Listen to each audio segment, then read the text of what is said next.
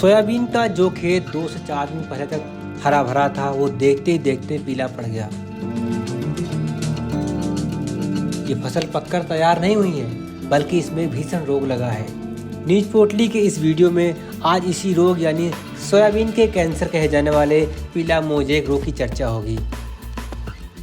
इस रोग में पत्तियां पीली पड़ती हैं और धीरे धीरे पौधा सूख जाता है। इस लाइलाज रोग की चपेट में आने पर फसल का उत्पादन 30 से 90% तक कम हो जाता है। लेकिन समय पर अगर रोकथाम हो जाए तो नुकसान से बचा जा सकता है। खरीफ के सीजन में जुलाई से लेकर अक्टूबर तक सोयाबीन की फसल में कई रोग लगते हैं। ये मौसम पौधे की बढ़वार के लिए अच्छा होता है तो कई रोगों के लिए अनुकूल भी होता है। सिर्फ सोयाबीन ही नहीं, कई दलहनी और तिलहनी फसलों जैसे मूंग, उड़द और मूंगफली में भी ये पीला मोजेक रोग लग सकता है। लेकिन सोयाबीन सबसे ज़्यादा प्रभावित होती है। महाराष्ट्र और मध्य प्रदेश के कई इलाकों में किसान लगातार अपनी फसल में पीलेपन और सूखने की शिकायत कर रहे हैं। बीमारी के लक्षणों और रोग निदान के संभावित उपचार पर बात करने से पहले महाराष्ट्र के इस किसान का दर्द सुनिए। सोयाबीन में वो पीला वायरस आ गया, उसमें आटे का नहीं हो रहा है। फवारनी किया, उसको उपाड़ के निकाल दिया, फिर भी नहीं आटे का नहीं हो रहा है। तो शेतकरी अपना किसान बहुत नुकसान में पड़ गया। तो उसको क्या करना, ये इसमें परेशान हो गया, उत्पादन में घट हो गया। अभी ये 1 बीघा को 12 क्विंटल निकालने वाला 3 क्विंटल 4 क्विंटल निकालने वाला है। तो शेतकरी क्या खाएगा, क्या पिएगा? उसमें क्या अपना आटे का वायरस हटता ही नहीं है, तो क्या करने का? पर किसान परेशान है। सोयाबीन का पीलापन कई कारणों से होता है। जैविक और अजैविक दोनों तरह के कारण इसके लिए जिम्मेदार होते हैं। लेकिन सबसे ज़्यादा विनाशकारी रोग ये पीला मोजेक है। इस रोग से प्रभावित फसल पीली होकर एक समय के बाद सूख जाती है।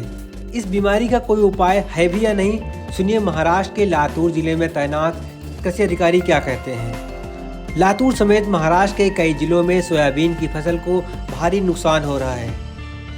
ये मोज़ेक वायरस किसी भी कीटकनाशक या बुरशीनाशक द्वारा कंट्रोल नहीं किया जाता है और इस मोज़ेक वायरस का फैलाव जो सफ़ेद मक्खी रहती है उससे ज़्यादा होता है।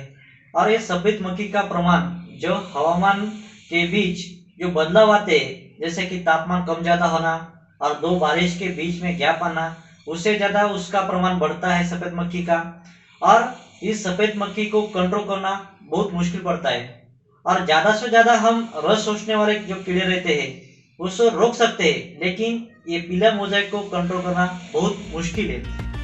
किसान भाइयों, चलिए पीला मोजेक रोग यानी येलो मोज़ेक डिसीज के लक्षणों के बारे में विस्तार से जान लीजिए, ताकि समय रहते आप अपनी फसल को बचा सकें। पीला मोजेक रोग के लक्षणों की बात करें तो पत्तियों में पीले रंग के साथ हरे रंग के धब्बे दिखाई देंगे। पत्ते धीरे धीरे पीले पड़ते जाएंगे, हरापन गायब हो जाएगा।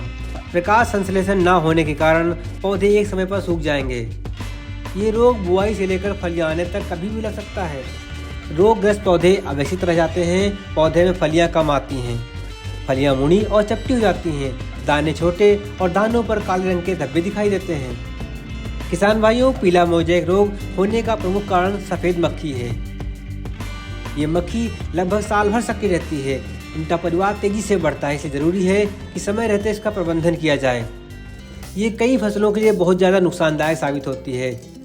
सफ़ेद मक्खी का प्रकोप मौसम पर भी आधारित है।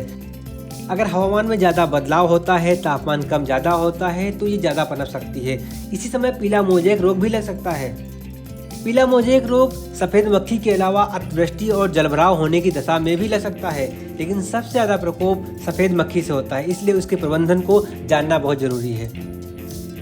किसान और शेतकरी भाई जान लें, अगर आपके खेत में एक भी पौधा इस रोग से ग्रसित दिखाई पड़े तो उसको उखाड़ कर मिट्टी में कहीं दबा दें। खेत में फसल उगने के साथ ही पीली स्टिकी ट्रैप लगाएं। खेत में जलभराव ना होने दें। जलभराव अगर हो गया है तो न्यूट्रिएंट का फोलियर स्प्रे करें। ICAR और दूसरे प्रमाणित संस्थानों की उन्नत किस्मों की बुआई करें। सफ़ेद मक्खी के नियंत्रण के लिए रासायनिक कीटनाशक, जैविक और यांत्रिक उपाय अपना सकते हैं। नीम के तेल का छिड़काव करें।